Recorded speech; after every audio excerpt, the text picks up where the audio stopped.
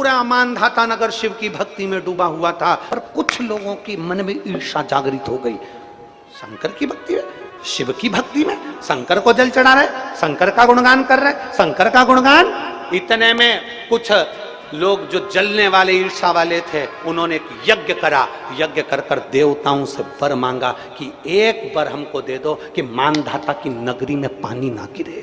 मानधाता की नगरी में पानी नहीं गिरना चाहिए, मानधाता की नगरी में अन्न नहीं होना चाहिए, मानधाता की नगरी में कोई अन्न का भाग ना हो, मानधाता की नगरी में रहने वाला भूखा मरना चाहिए, ये वर दीजिए। ईर्ष्या करने वाले, तुमसे नफरत करने वाले तुम्हारे ऊपर कोई भी इल्जाम लगा सकते हैं, कोई भी उंगली उठा सकते हैं, तैयारी रखिएगा। यज्ञ करा, देवताओं को रिझा लिया। देवताओं को रिझाया तो गरुण वरुण सबको बुलाकर कह दिया मानधाता की नगरी में पानी ना गिरे, मानधाता की नगरी में अन्न ना हो, मानधाता की नगरी में सब अकाल पड़े, भूखा रहे, मानधाता की नगरी में सूखा पड़ने लगा, हाहाकार मचने लगी, सब जीव परेशान। राजा मानधाता के पास गए। मानधाता, ये नगर के लोग कहाँ जाएंगे, किसके सामने जाकर हाथ फैलाएंगे? आप ही ना तारोगे तो कौन तारेगा? मेरे महाकाल, आप ही अपने निगाहों से नहीं निहारोगे तो कौन निहारेगा? मेरे काल अधिपति कृपा करिए। हमारा क्या बिगड़ना है?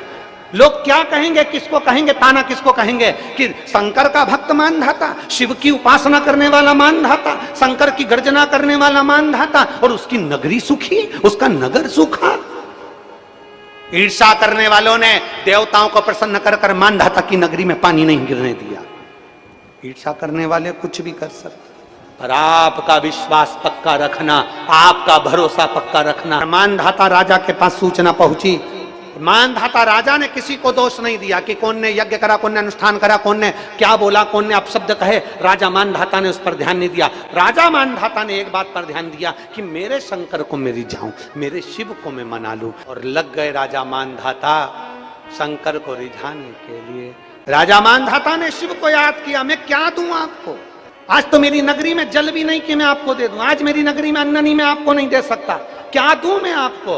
तब राजा मानधाता ने कहा, ये शरीर आपका है, ये प्राण आपके हैं, ये मैं आपको देता हूं। बस इतना तो कहा था और मेरा ओमकार नाथ ओम अक्षर उच्चारण कर कर प्रकट हो गया। राजा मानधाता से कहा, तू चिंता मत कर, आज से ये मानधाता की नगरी नहीं, ओमकारेश्वर की नगरी है। वर प्रदान कर दिया, ये नगरी कभी खाली नहीं रहेगी, ये नगरी में कोई भूखा नहीं सोएगा, इस नगरी में कोई प्यासा नहीं रहेगा। भगवान शंकर कहते हैं ये नगरी शंकर की नगरी है। राजा मानधाता की नगरी में अगर भूल से भी पांव रख देगा, जो मांगेगा